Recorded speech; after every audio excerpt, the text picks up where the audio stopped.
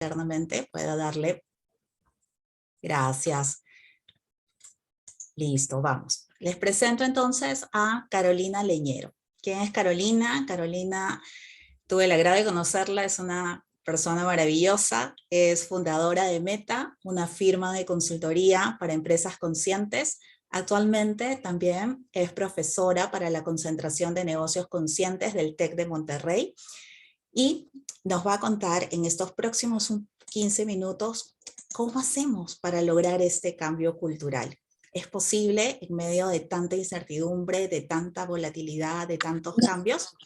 Vamos, Caro. Gracias por estar aquí con nosotros. Muchas gracias, Jenny. La verdad es que muy contenta de estar acá compartiendo con todos y todas ustedes. Este tema además es tremendamente apasionante para mí. Tengo que admitir que desde que encontré el capitalismo consciente y los negocios conscientes en mi vida, hubo un cambio, un antes y un después.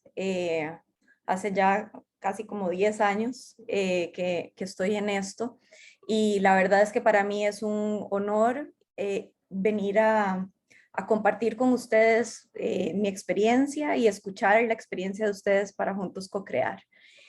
Voy a compartir pantalla. Vamos a ver. Ahí la pueden ver. ¿Sí? Perfecto. Bueno, me gusta siempre empezar con esta frase que dice que los clientes nunca amarán una compañía hasta que sus empleados la amen primero. Esto lo dijo Simon Sinek. Y la verdad es que es tan cierto, en especial en esta época en la que nuestra reputación, nuestra marca y nuestra cultura básicamente son lo mismo. Si nosotros decimos una cosa con nuestra marca y luego nuestra cultura no está alineada a ella, probablemente sufriremos las consecuencias de esto, como lo han sufrido grandes empresas como Uber, Nike también en los años 90, que ya empezábamos a ver este tipo de situaciones. Entonces, definitivamente, cómo nosotros nos comportamos con nuestros empleados como empresa termina siendo uno de los grandes componentes en nuestro negocio. Y es muy interesante porque si bien creo que si nosotros le preguntáramos a los líderes si sus personas son importantes, y de hecho esto lo dice el libro Everybody Matters que escribió Raj Sisodia con Bob Chapman, son escasos los líderes que dirían que la gente no es importante, ¿verdad? La mayoría de la gente nos dice que la verdad es que las personas son los que logran esas metas, que son sus destrezas, sus fortalezas, los que hacen la gran diferencia. Si nosotros vamos y rebuscamos entre los presupuestos, y a veces no hay que rebuscar mucho, nos daremos cuenta que los presupuestos más bajos usualmente están en recursos humanos. Y entonces nos preguntamos, ¿de dónde viene esta idea que los departamentos o las áreas que están más relacionados con los números deben de tener más presupuesto que las áreas que están vinculadas con los seres humanos? Y esto viene de la idea que fue muy popular en los años 70, inclusive Milton Friedman ganó un premio Nobel de economía por esta idea y fue incorporada de manera, digamos, muy convincente en constituciones como la de Estados Unidos y la de Chile, que en estos momentos está en reforma, de que las empresas en realidad se debían solamente a los accionistas, que el único propósito real de una empresa era hacer dinero. Y por lo tanto, la dedicación de presupuesto iba a aquellos departamentos que estaban íntimamente vinculados con el hacer dinero, ¿verdad? Sin embargo, desde el 2019, antes de la pandemia, ya el 30% de la economía de Estados Unidos, más o menos 200 empresas, firmaron un acuerdo en donde decían, ya no, ya esa realidad de que el propósito de las empresas son sus accionistas, eso ya no nos aplica en este mundo. Lo que nosotros hacemos en pro de la sociedad, de nuestros colaboradores, de nuestros clientes, inclusive de nuestros socios estratégicos, de la sociedad, del ambiente, termina siendo algo que nos impacta. No solamente indirectamente como se creía antes y inclusive se cuestionaban, sino directamente. Y en el 2020, el mismo Foro Económico Mundial, cuando cumple 50 años, hace un relanzamiento de su manifiesto original, en donde también ellos planteaban que esta era la realidad. Y entonces, hay algunas personas para las cuales esto es muy obvio y gente para la que no, pero en realidad, si nosotros lo analizamos, la importancia que tiene todos estos actores, todos los humanos que están alrededor de las empresas, viene a, a marcarnos una forma de actuar. Y si bien el propósito es como esa estrella que nos guía, es la cultura donde realmente se vive todas estas cosas. Porque como bien decía Peter Drucker, nosotros podemos plantear en un plan estratégico que vamos a hacer el próximo Google o que vamos a hacer el próximo Microsoft y que tenemos una hoja de ruta maravillosa para llegar ahí, pero si no tenemos a la gente correcta, si no tenemos los procesos correctos, si no estamos demostrando de una manera clara cómo vamos a llegar a ese lugar con nuestra gente, esa estrategia se queda solamente en el papel. Y entonces, bueno, hablando de cultura, antes de la pandemia, la firma Gartner hizo un estudio. Básicamente 70% de los altos ejecutivos de recursos humanos decían que sabían exactamente cuál era la cultura que se necesitaba para impulsar el desempeño de la organización. Y aunque 70% sabían, menos de la mitad de ellos o de ellas sentía que la cultura actual reflejaba la cultura deseada. Y entonces yo les pregunto a ustedes, si yo como gerente de recursos humanos sé cuál es la cultura, ¿por qué es que no la movería si esto aparentemente está en las manos de recursos humanos, verdad? Y es que realmente la cultura, y esto también lo decía Peter Drucker, no es algo que está en el Departamento de Recursos Humanos, sino que es algo que le compete directamente al gerente general. ¿Qué significa cultura? Antes de tal vez movernos a todo el tema de cambio cultural. A mí me gusta mostrarlo de esta forma, porque cultura básicamente es el agua en el que se mueven los peces. ¿Por qué es el agua en la que se mueven los peces? Porque si uno le pregunta a uno de estos peces qué es el agua, probablemente no sabrían describirlo, ¿verdad? Es algo que siempre ha estado ahí, es el entorno en el que se mueven. Y si bien si el agua es dulce o salada, si está turbulenta o si está calma, marca de manera definitiva cuáles son los peces que están ahí, los peces no se dan cuenta que escogieron ese entorno. Y entonces de la misma forma, quienes están fuera del agua y se sumergen pueden ver con claridad el agua, pero aquellos que tienen demasiado tiempo de estar viviendo bajo el agua, es muy difícil llegar a ver qué es lo que está pasando y mucho más cómo podemos cambiarlo y modificarlo. Y es que la cultura responde a la pregunta de cómo puedo pertenecer a este grupo. ¿Y por qué decimos que el CEO o la CEO es la persona que más impacta la cultura? Pues porque todos los que trabajamos en una corporación identificamos el éxito como esa persona y vamos a replicar comportamientos, creencias, ideas de esa persona para nosotros también llegar a tener el mismo éxito. Y entonces resulta ser que los cambios organizacionales van como de adentro para afuera. Y esto sucede tanto en el ámbito personal como en el ámbito colectivo. Y entonces cuando queremos hacer un cambio organizacional, todo cambio empieza con la autoconciencia y la madurez de las personas que están liderando esa empresa. Cuando esa persona llega a tener una autoconciencia tal que modifica cosas hacia afuera, comportamientos, creencias que se visibilizan hacia la organización y que demuestra una inteligencia emocional o unos valores que son distintos a los que venía demostrando antes, vemos que gente cercana a ese líder empieza a cambiar y eso empieza a cascadear en la organización, modificando sistemas, modificando símbolos y modificando el comportamiento de otros líderes para llegar a justamente lo que todos queremos en nuestra organización: eficiencia, innovación, colaboración, agilidad, ustedes, lo que ustedes quieran, ustedes lo nombran.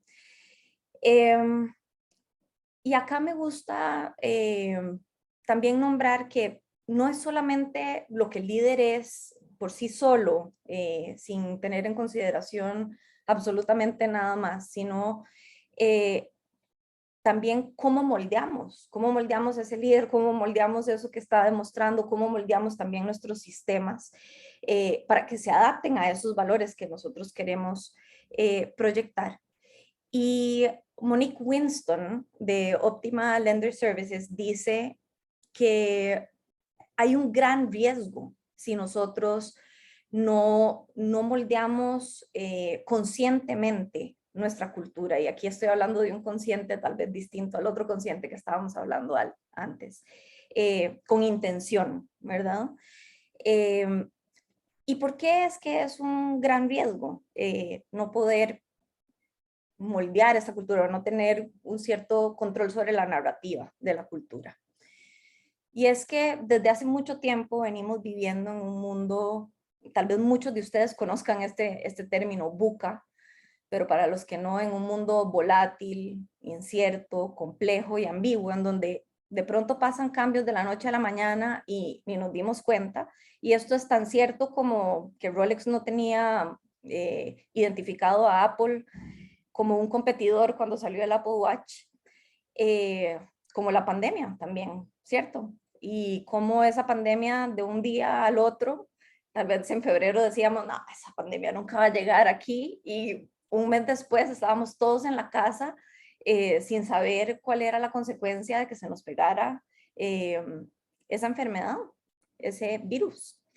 Y bueno, finalmente a finales de 2020, inicios de 2021, dependiendo del país en donde estábamos, sale la vacuna y creíamos que la cosa se iba a mejorar y que íbamos a tener un poco más de paz. Y pues no, resulta ser que igual sale Delta y sale Omicron y empieza además a haber una disrupción severa en la cadena de valor global debido a las distintas medidas de contención que están tomando los distintos actores, en especial los actores más grandes en el mundo. Y bueno, entramos al 2022 y creíamos que bueno, ya lo teníamos todo bajo control, y entonces sucede la invasión de Rusia y Ucrania y las inflaciones de los países empiezan a dispararse, el precio de la gasolina totalmente incierto en el futuro. Y claro, esto a nivel de cultura nos hace sentir que, pucha, que no sabemos cómo nos vamos a mover en el futuro, no tenemos idea qué es lo que vamos a hacer. Pero de pronto hay algo que nos da, a pesar de todo el caos, certeza, que nos ayuda a tener una claridad en lo que tenemos que hacer, nos ayuda a pensar con simplicidad y nos ayuda a potenciar nuestro desarrollo. Y eso es el propósito superior. Cuando nosotros tenemos claridad de quiénes somos y qué damos a la sociedad, a pesar de que el entorno esté absolutamente revuelto, tenemos una palanca para poder mapear esa cultura a través de la cual nosotros nos queremos mover. Y es que no importa si nosotros somos una pyme o una microempresa de una o dos personas, o si somos una empresa de 5,000, 10,000, 15,000 personas, es importante recordar qué significa la palabra corporación.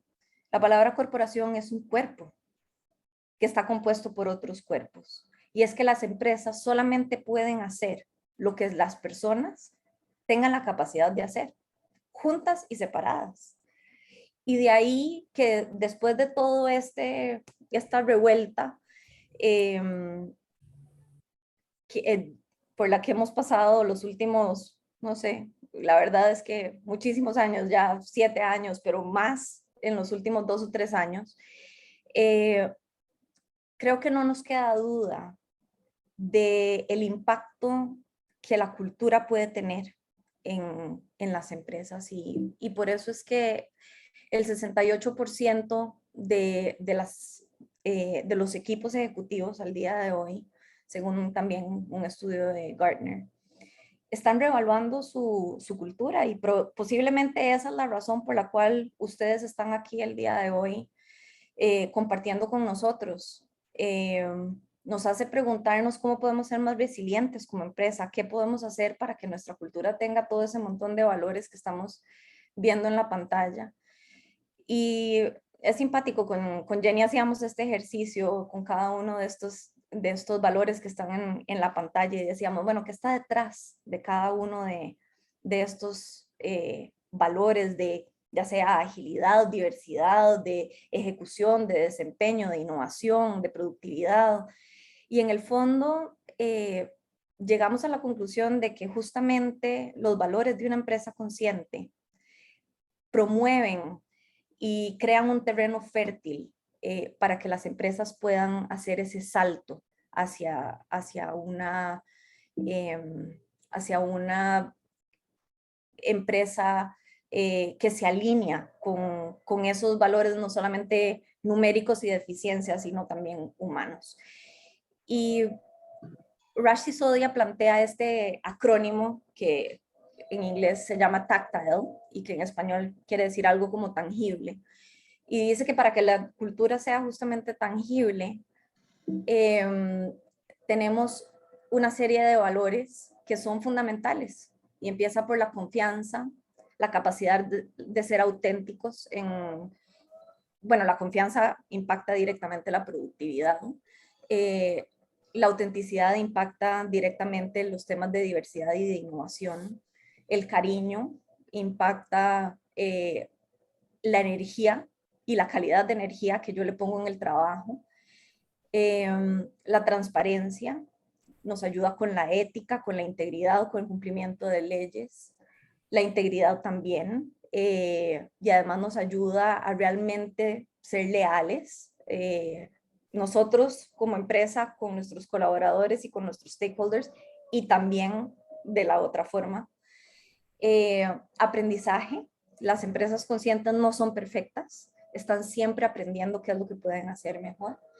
Y empoderadas. Son empresas que realmente creen en que pueden generar un cambio y que pueden hacer las cosas mejor.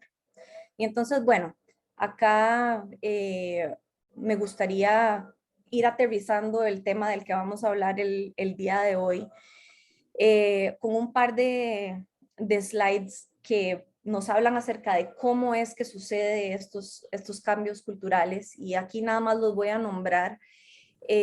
Los macropilares que crean cultura y que además son a través de los cuales generamos cambios culturales, que es el comportamiento de los líderes y cómo eso va cascadeando en la organización hacia líderes de mandos medios y supervisores. Los símbolos y la comunicación, qué comunicamos, cómo lo comunicamos, qué hacemos y por qué lo hacemos. Y sin duda los procesos y sistemas. Muy fácil decir que confiamos en la gente si tenemos todo encerrado y los sistemas tienen que tener 40 aprobaciones para gastar $1,000, definitivamente no vamos a proyectar una cultura de confianza. Y finalmente estas 3 cosas tienen que pasar en 3 dimensiones, que es en la dimensión individual, en la dimensión del equipo y la dimensión de la tarea. Y acá es donde se mueve la cultura, donde se crea la cultura y donde se vive. Y finalmente un recordatorio ya para brincar al panel. Hablar acerca de la cultura al igual que tal vez hablar de la reputación o hablar de la marca hace unos años, es hablar de la esencia de una empresa.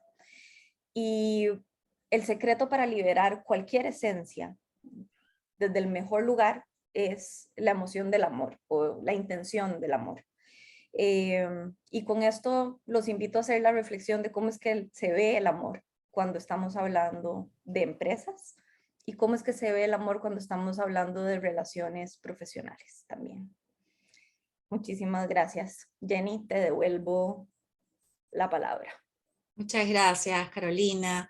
Qué potente palabra, el amor en los negocios, en las empresas, que a veces la tendemos a idealizar, a romantizar, pero que hoy en día es cada vez más importante. Hablabas de que sí, el líder es aquel que lleva la batuta. Aquí en esta sesión tenemos varios CEOs, personas en C-level, y nos lleva como quizá un peso adicional que debemos tener, pero ¿es realmente un peso o es realmente la oportunidad que tenemos de devolver parte de todo lo que hemos recibido, estamos teniendo, y reconocer que desde donde estamos, los cambios y transformaciones que podemos lograr? Vamos a hablar un poco más de estos temas y otros que ustedes tengan a bien compartir en el chat a través de las preguntas, por favor. Y voy a presentar ahora a las otras dos personas del panel que nos van a acompañar en esta mesa redonda. Está con nosotros Pancho Mora. Pancho es en Guadalajara en este momento, en México. Es un empresario y apasionado de la autogestión. Tiene un podcast en Spotify que sugiero escucharlo, de autogestión, es maravilloso, y va a tono con lo que hoy nos mencionó un poco Carolina, ese cambio que tiene que empezar desde el líder. También nos acompaña Priscila Porcini. Ella también está basada en México. Hola Pris, ¿cómo estás? ¿Qué tal? Ella es una apasionada de la espiritualidad empresarial y asociada a Conscious Business Network. Vamos a tocar también ese punto el día de hoy, porque son aspectos que de repente están diametralmente expuestos. Espiritualidad y empresa pueden convivir, un poco en los valores que nos ha mostrado el día de hoy Carolina, rondan y nos van delimitando de que sí, efectivamente, las empresas conscientes, los negocios conscientes llevan a la práctica la espiritualidad en la empresa, pero capaz que no nos hemos dado cuenta. Y hay que decirlo, y hay que comentarlo porque es parte de las cosas buenas que se tienen que difundir. Y hoy estamos aquí para crear esta comunidad, para escucharnos y escuchar a otras experiencias que nos digan, oye, caray, yo también puedo llevar esto a la práctica o ya lo vengo haciendo, y por aquí es donde tengo que conectar con estas personas. Vamos a ir con una primera pregunta que tenemos aquí para Pancho, que surge también del input que recibimos al momento que ustedes se registraron en el evento, y les agradecemos el tiempo que tuvieron. Y una de ellas, Pancho, es ¿cuál es esa transformación evolutiva que debería realizarse en las organizaciones? ¿Cómo poder lograr pasar de aquello que nos decía Carolina? Pues a veces tenemos procesos donde sí hay que pedir una aprobación más de una vez y más de 3 pasos, 4 pasos para algo muy simple. Ahí nos encontramos con organizaciones muy jerárquicas, donde no tenemos una seguridad psicológica ahí. ¿Qué se puede hacer? ¿Cómo podemos acelerar un poco estos cambios? Y que quizá nosotros como líderes lo venimos haciendo de manera inconsciente y no nos damos cuenta del efecto que crea en los demás. Tus impresiones, Pancho, no te veo, por ahí estás, pero... Aquí estoy, Jennifer. Buenísimo, gracias, dale. Bien, gracias. Pues mira, yo voy a hablar desde mi experiencia y lo que he venido haciendo desde hace 9 años. Yo inicio con el capitalismo consciente en el 2013. Y bueno, cuando yo inicio en este cambio de cultura y desde esta mirada, pues yo al inicio, pues yo ni yo me la creía, ¿no? O sea, que pensaba que era algo muy superficial y pasajero. Y a mí me tocó hacer el cambio en nuestra organización de la cultura. Y yo llegué en ese entonces con todo, ¿no? Con una imposición, con un ego, una soberbia de vamos a cambiar la cultura. Y lo primero que que a mí me sucedió en este cambio evolutivo es que fue mi incongruencia, mi falta de coherencia con lo que decía y hacía, ¿no? Pedía más cosas que lo que yo hacía. Eso para mí fue una situación de crisis de liderazgo, y que hoy me lo cuento como una historia ya, porque ya pasó hace muchos años, donde uno como líder, pues uno piensa que va a llegar a hacer un cambio con una varita mágica y todo se va a mover, ¿no? Y todo porque dijo el fundador o el CEO, pero en esa arrogancia que yo me metí, porque realmente me pidieron mi salida, ¿no? Como CEO, y realmente, pues yo estaba decidido a salir de la empresa, ¿no? Porque pues al final yo era accionista y bueno, pues el tema, dije, pues tienen que traer un CEO al indicado, a la persona correcta para hacer el cambio de la cultura. Al final tuve la oportunidad de acercarme con mi equipo y entablar estos temas de la cultura.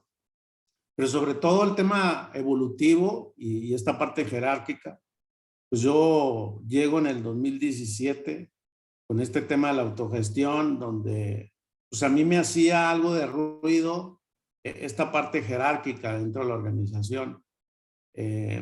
A mí pues me inspiró mucho un libro que se llama Reinventando las Organizaciones. Y en este libro yo puse a prueba algunas cosas, porque siempre en la parte de la cultura, yo digo que la cultura es un laboratorio, siempre tienes que ir ajustando y viendo qué funciona y qué no funciona, pero a mí me tocó una prueba de fuego, y que donde yo me convencí de que las personas es el centro de la organización, donde las personas se puede confiar. Es un viaje que hice fuera del país de México por 30 días y pues el mayor ejemplo fue que mi gente tenía que resolver todo, y si no resolvía alguna decisión, pues me tenían que mandar un WhatsApp. Por 30 días nunca recibí ningún WhatsApp, las personas resolvieron lo que tenían que resolver. Y yo pienso que en esa transformación, pues yo me transformé en que realmente eso podía suceder en una empresa que era jerárquica, siendo más horizontal y basada en en los pilares también del capitalismo consciente. Y bueno, y a raíz de eso, pues me he metido en este viaje de entender más a la organización y ser parte pues, de la cultura y acompañarlo, ¿no? Realmente yo digo que hoy la cultura es igual importante que la parte financiera, que los ingresos, que el flujo de caja. Es igual, la cultura no debe estar oculta abajo de la mesa, debe de ser igual de transparente en el tema financiero, ¿no? Uno como CEO creo que siempre quiere ver la parte financiera, la parte del servicio, la parte del producto, y la cultura es lo que más escondemos, es como que lo que menos importa. Yo digo que es lo que más importa, porque teniendo una cultura sana, transforma la organización, transforma el negocio, ¿no? Va más allá inclusive del propósito, ¿no? Y desde esa mirada es como yo pienso este tema de la parte jerárquica. Muchas gracias, Francisco. ¿Algo que deseen complementar, Pris o Carolina, en base a esta pregunta? Dale, Pris. Bueno, yo creo que para complementar a Pancho, y es algo que ya dijo él, el volver a poner a las personas en el centro de la organización, ¿no? O sea, la organización como tal no existe, es un ente abstracto que se genera a partir de las personas que deciden reunirse para un fin más grande. Entonces, si una persona, si las organizaciones se conforman para satisfacer necesidades de personas, porque vamos a olvidar a las personas que conforman a la organización. Entonces, si volvemos a poner a la persona en el centro del servicio, en el centro de los procesos, en el centro de la razón de ser de la organización, creo que ese es la principal transformación evolutiva que necesitamos hacer en las organizaciones, ¿no? Como volver a lo esencial en cuanto al ser humano y reconocer al ser humano por todo lo que es, ¿no? Decía Carolina que las empresas conscientes no son perfectas, los seres humanos tampoco lo somos, y reconocer al ser humano con toda su luz, con toda su sombra y con toda su potencialidad, y sobre eso co-crear, entonces es el camino, creo yo, para el tema cultural, pero tenemos que volver ahí. Volver ahí, como decía Pancho, pues sí, implica que hay que agregarle a nuestro visor, y si estamos viendo, imagino como un visor medio de esos de película, ¿no? Donde podemos ver varias cosas o varios rubros o gadgets, y vemos el tema financiero y vemos cómo está el customer service y vemos cómo estamos en relación con la competencia y demás. Hay que agregar en el número 1 cómo está nuestra gente, cómo está el bienestar de nuestra gente. Si la gente no está bien, de nada nos sirve todo lo demás que tengamos, ¿no? Si yo como líder no estoy bien, si yo como líder no me puedo abrir, no puedo compartir, entonces tampoco puedo acompañar a las personas a estar bien en la organización, para que todo lo demás que me importa como CEO, CFO, CTO y todos los demás títulos que se tengan dentro de la organización, no podemos cumplir esos roles si las personas no están bien. Entonces hay que volver a las personas. Gracias, Priscila. Cuán importante se hace el poner de nuevo a las personas en el centro, y eso es un poco por lo cual cultura es uno de los pilares del capitalismo consciente, de esta filosofía que lo que busca es traer humanidad a los negocios, volver a mirarnos como seres humanos unos a otros y cómo estamos aquí para aportar y contribuir. Caro, ¿algo que desees sumarle? Sí, quisiera rescatar esto que decía Pancho de que se dio cuenta de que él era incoherente. Y yo creo que eso es algo que nos pasa a todos los seres humanos. Ojalá pudiéramos nosotros decir, yo quiero ser así y actuar así todos los días, todos los minutos del día de esa manera. Creo que los seres humanos somos por naturaleza incoherentes y por eso es que se necesita la conciencia para cada vez más llegar a ser más auténticos con nuestros valores, llegar a ser esa autenticidad ideal que tenemos. Y esto mismo le pasa a las empresas, ¿verdad? Estaba justamente leyendo en el chat que alguien hacía una pregunta de que si la cultura estaba bien, que se había que cambiarla. Y yo más bien devuelvo la pregunta de si hay alguna cultura que ya haya llegado, ¿verdad? Si eso existe. Si existe una cultura que ya no necesite evolucionar o que no necesite moverse o que, ¿verdad? Tal vez es la adecuada para el día de hoy, pero lo que nos trajo a hoy no nos va a llevar a mañana. Y entonces yo creo que la cultura es algo que tiene que estar en constante cuidado, en constante observación, porque además cualquier cosa que pasa en la organización impacta la cultura. Lo vimos con la pandemia, ¿verdad? ¿Cuántos de nosotros creemos que la pandemia no afectó culturalmente a nuestra organización? Creo que nadie podría decir, ah, no, mi organización no la afectó en nada la pandemia. Entonces, sí, mantener esa idea de que la cultura es viva y que como tal hay que estarlo observando. Así es, y creo que una de las grandes lecciones que nos ha dejado estas crisis que hemos estado viviendo, las mencionaste, Carolina, en tu presentación, no van a ser las únicas ni las últimas, van a seguir viniendo y va a depender más de nosotros cómo es que empezamos a prepararnos ahora para enfrentarnos. Y ahí viene un aspecto importante, que dentro de este triángulo que tú compartiste estaba el individuo. ¿Cómo es que desde el individuo podemos nosotros asegurarnos que estamos realmente sentando las bases de ese camino de crecimiento personal, individual, que no viene más que de la mano del autoconocimiento, de ese autoconocimiento que influye en la generación de culturas que sanan, que es justo uno de los puntos que trae Raisa Sodia también en su libro Healing Organizations. Y para nosotros que estamos aquí atentos a escuchar un poquito de cómo desde cultura puedo abordar, ayer conversaba un poco con Priscila y me comentaba una experiencia que creo que venía a tono. Coincidimos también en que no creemos que hay casualidades. Así que este autoconocimiento, Priscila, ¿a dónde nos puede llevar? Esto es algo que realmente vale la pena que las empresas empiecen a tomar en cuenta, a mirar. Totalmente.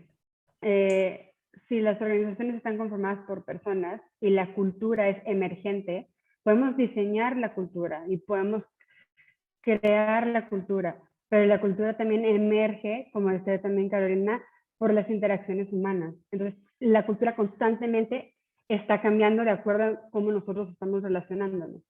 Y el autoconocimiento es el camino para ese ODS 0 que decía Thomas de la conciencia.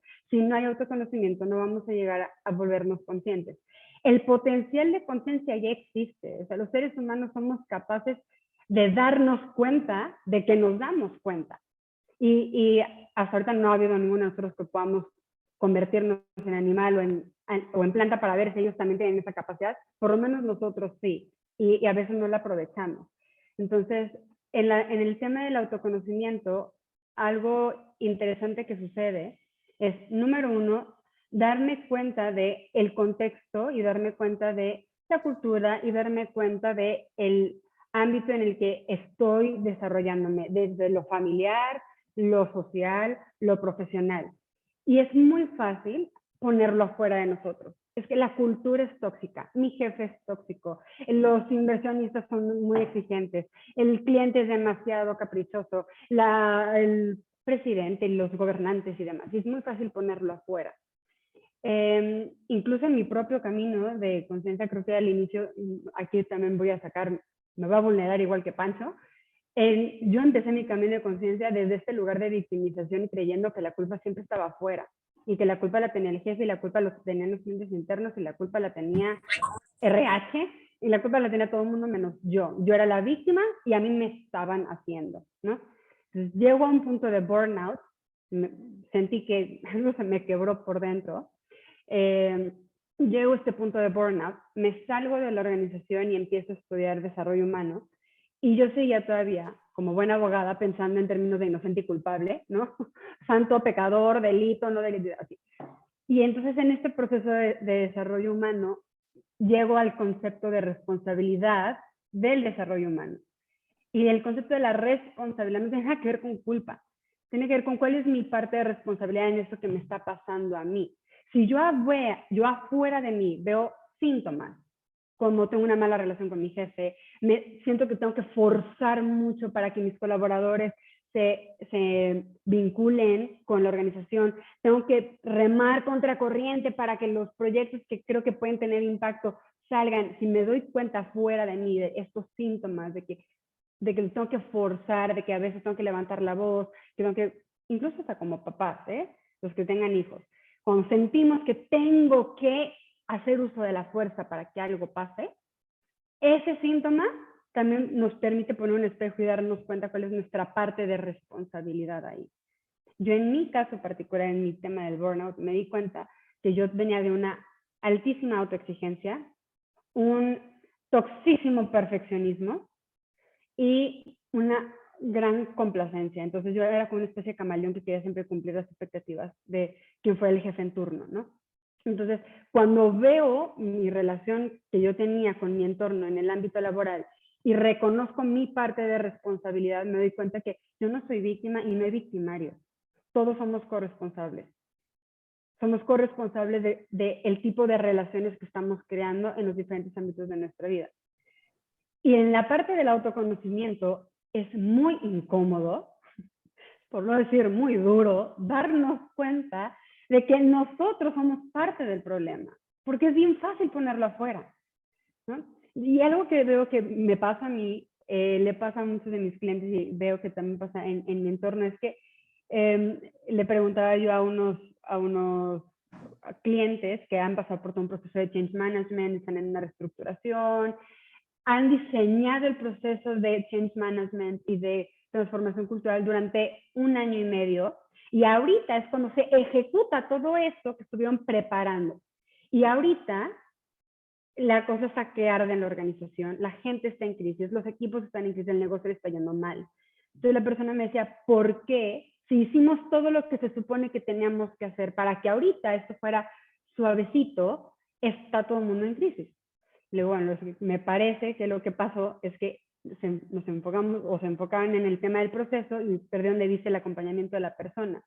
Y le pregunté, dije, ¿nunca te ha pasado que tienes clarísimo lo que tienes que hacer, que tienes clarísimo tus áreas de oportunidad, que tienes clarísimo dónde saboteas, dónde te saboteas, cómo impactas tú también negativamente a tu entorno y lo tienes todo muy claro y sigues haciendo exactamente lo mismo? Y la persona nada más se reía nerviosamente y me decía, sí, tengo un año dándome cuenta de eso y ahora qué hago. Y eso creo que es la parte más incómoda del proceso de conciencia.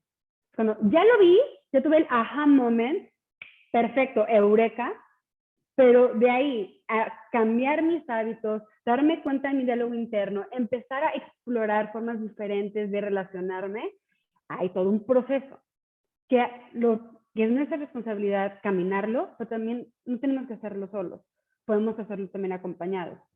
Y cuando toda la organización, en una empresa, en una familia, en la sociedad, todo el mundo está en esa sintonía de hay algo, o sea, vemos los síntomas y sabemos que los primeros responsables somos nosotros y cada quien tiene que caminar su camino y todos lo estamos haciendo, se sienten menos solitarios transitar este camino de conciencia y todo lo que implica este proceso de ya me di cuenta y ahora hay que poco a poco, paso a paso, ir cambiando formas de interpretar, formas de juzgar, formas de hablar, formas de pedir, formas de ofrecer, ¿no? Todo eso tiene un impacto directo en la cultura, pero tiene que empezar ahí, en cuál es mi parte de responsabilidad. Sin duda nos lleva a un nuevo lenguaje, ¿no? Un lenguaje donde ya no hay el responsable o el culpable porque no se llegó a determinado deadline o no se hizo determinada tarea. Es ir un paso más atrás y reconocer, ser tolerantes, poner límites, muchos aspectos que quizá normalmente no los estamos mirando. Y Pancho, ¿cómo fue en tu caso? ¿Algo que te gustaría co-crear sobre lo que comentó Priscila? Sí, sí, ahí estoy ya. Pues en mi caso fue una transformación pues, muy profunda, el darme cuenta de que yo no era Dios, yo no era el todo de mi organización, y donde te das cuenta que la inteligencia colectiva es más que la tuya, ¿no? O sea, al final, esta parte de co-crear y de trabajar en equipo, y sobre todo con esta parte de la transparencia y honestidad, ¿no? Yo creo que cuando habla uno de cultura, hablamos que todo esto es bien bonito, es de color de rosa. En mi caso, el cambio de la cultura y la mía ha sido muy dura, ¿no? Porque en esta parte del ego, y el ego hablo el mío y de la organización, ha sido un proceso muy, muy difícil. Y siempre la cultura la hemos estado ajustando y cambiando, ¿no? Inicialmente nosotros lo hicimos por convicción y no por un tema económico, ¿no? Yo y mi socio, bueno, en aquel entonces éramos 4 socios, pero siempre nos pusimos como que lo más importante era el propósito, ¿no? Y en esta parte de autoconocernos, de esta parte del desarrollo personal, porque para hacer el cambio de la cultura, para mí, yo lo veo que una de las claves es el cambio en las personas, el cambio de la mentalidad, inclusive de las emociones, ¿no? De cómo hablas, de cómo lo vives, porque la cultura es un ser vivo, ¿no? Es cómo se desarrolla. Yo trabajo con plantas en el campo y para nosotros la cultura es un ser vivo, o sea, siempre está vigente y siempre se está moviendo, siempre está con energías, ¿no? Y curiosamente que cuando también el fundador o el CEO suelta estas cosas para crecer dentro de la cultura, pues también se van haciendo las mejoras dentro de la cultura.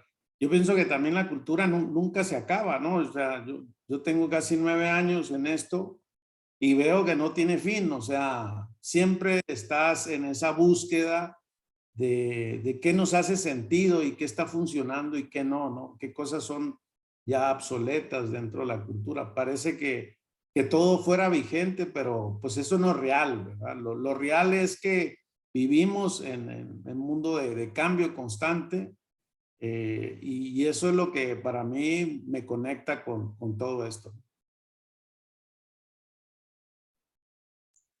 Qué increíble. Y sí, Yuli también nos comenta, ¿no? La cultura es el ADN de toda organización. Y lo es. Y la cultura somos todos. La cultura no es un área. Y ahí, Caro, también nos podrás comentar un poquito más sobre ese punto, quizá. Sí, me quería también montar sobre lo que nos estaba comentando Priscila, porque creo que lo que es cierto en el micro es cierto en el macro también. Y esto de tener autoconciencia y que Susana ahí nos dice como tan cierto que la autoconciencia es la clave, la autoconciencia en la organización también es la clave, ¿verdad? Darnos cuenta de cuál es nuestro impacto a lo interno, a lo externo, hacia la sociedad, hacia nuestros proveedores, hacia nuestros colaboradores, hacia nuestros accionistas, nuestra junta directiva, el gobierno, en fin, tener esa autoconciencia de cómo estamos impactando a los otros y cuál es, no nuestra culpa, nuestra responsabilidad en poder generar una, como mencionaba Jenny, una sociedad más sana, más consciente y definitivamente más próspera. Porque ahí, cuando nos damos cuenta que somos parte de un sistema, podemos funcionar en el sistema. Si nos creemos un silo, solamente vamos a generar tanta abundancia como cabe en el silo, y además con una vista un poco miope, como si fuéramos un caballo, ¿cierto? Entonces, en realidad eso era lo que quería agregar acerca de esa autoconciencia también en lo macro. Muchas gracias, Carolina. Estamos a 8 minutos de llegar a los primeros 60 minutos de sesión. Recordarles de que pueden seguir enviando las preguntas o pueden levantar la manito y les abrimos el micro para que puedan participar y dar la pregunta. Y después nos quedamos los que puedan hacerlo por disponibilidad de agenda quizá, para seguir conversando de estos temas con Caro, con Priscila y con Pancho. Pancho tiene una experiencia maravillosa también, nos ha hablado desde la visión de un CEO, lo que enfrenta a él, y es también parte de este entendernos, de empatizar con no solamente si yo estoy en un cargo de colaborador, de jefe, de gerente, y normalmente mirar al jefe, el CEO, como alguien que impone y quiere que se hagan las cosas a su manera, o no me escucha. ¿Qué es lo que está por nuestro lado? ¿Qué podemos hacer? Es cambiar los comportamientos. Antes de ir a la pregunta con Julie, ¿ok?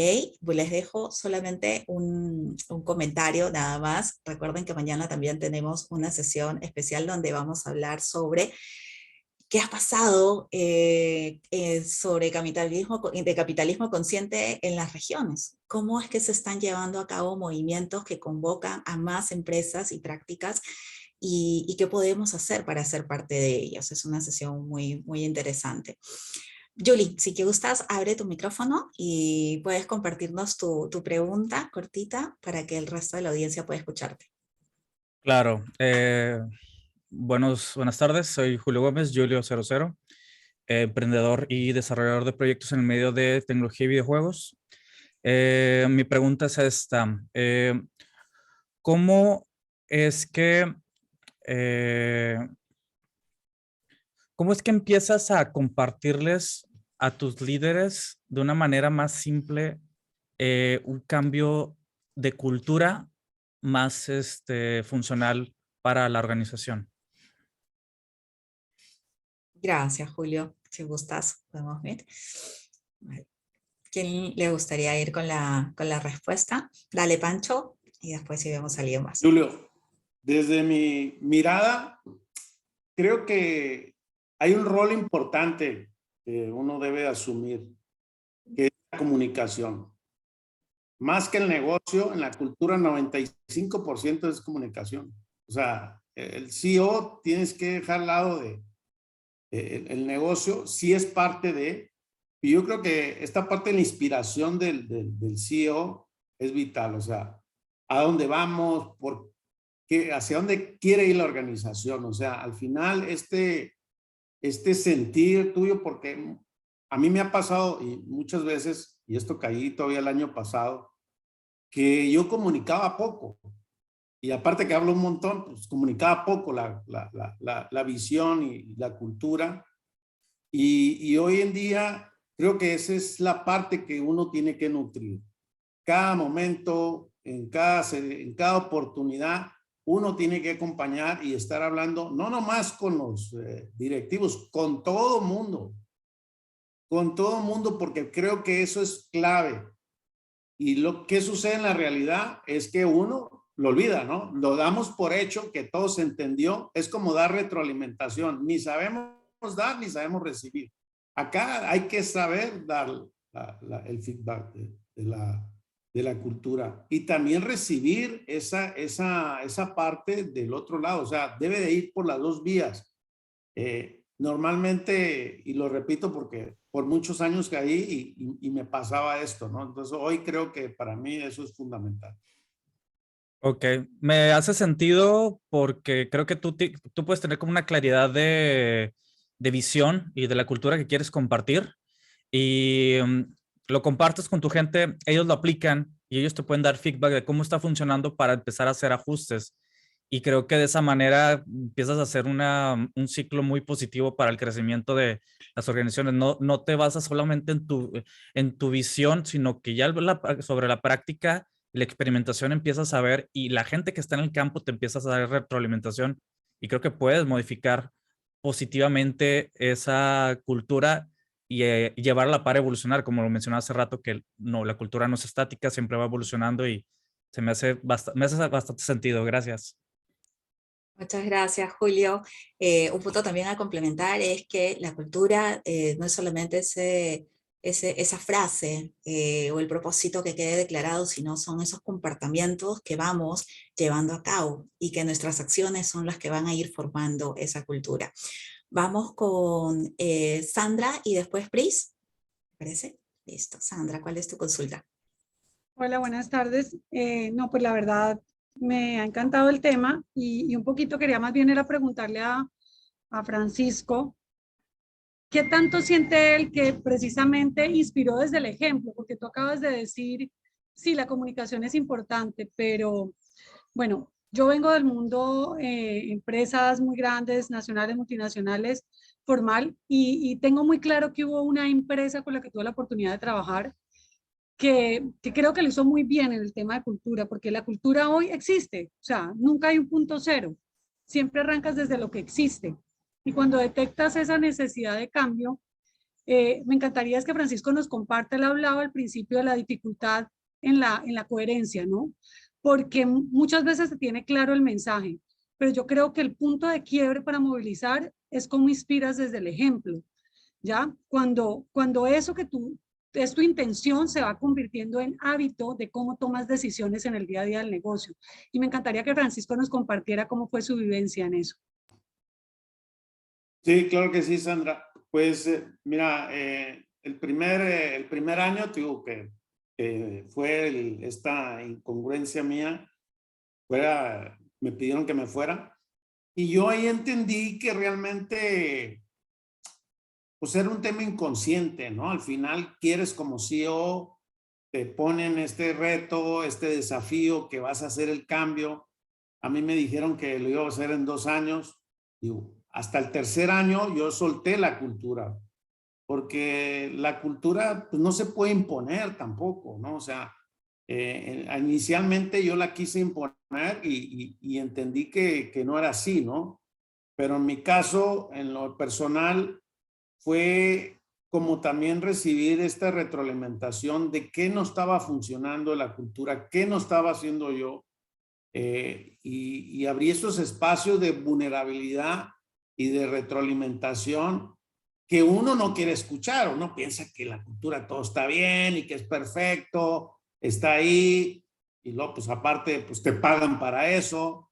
Entonces todo suena muy bonito, ¿no? Pero realmente nuestras crisis fueron, una fue en lo personal, otra que realmente la cultura no llegaba hasta el último rincón.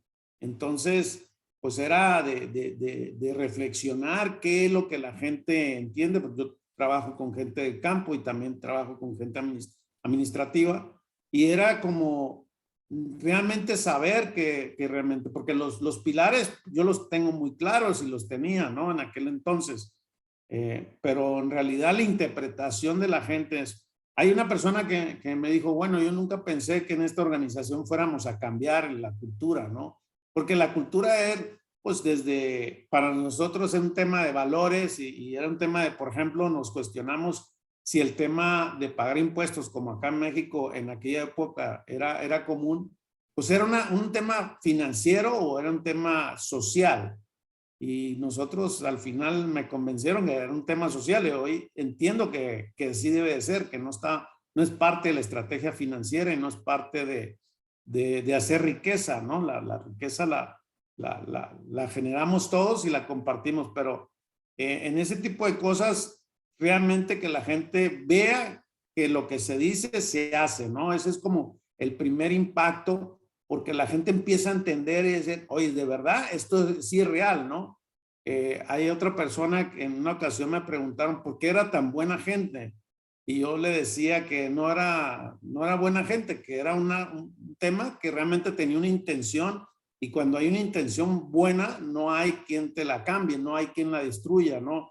Y esta parte de que si tú lo vives día a día y lo haces, pues se va marcando en ese hábito de los 365 días del año. O sea, yo soñaba, pensaba, hablaba de la cultura todos los días y hasta que me decían pues ya hasta caía mal, ¿no? O sea, llegar hasta ese extremo y ese es como yo lo he venido yo trabajando y sigo trabajando. O sea, eso es todos los días, ¿no? Es principios que tienes que estar día a día y vivirlos.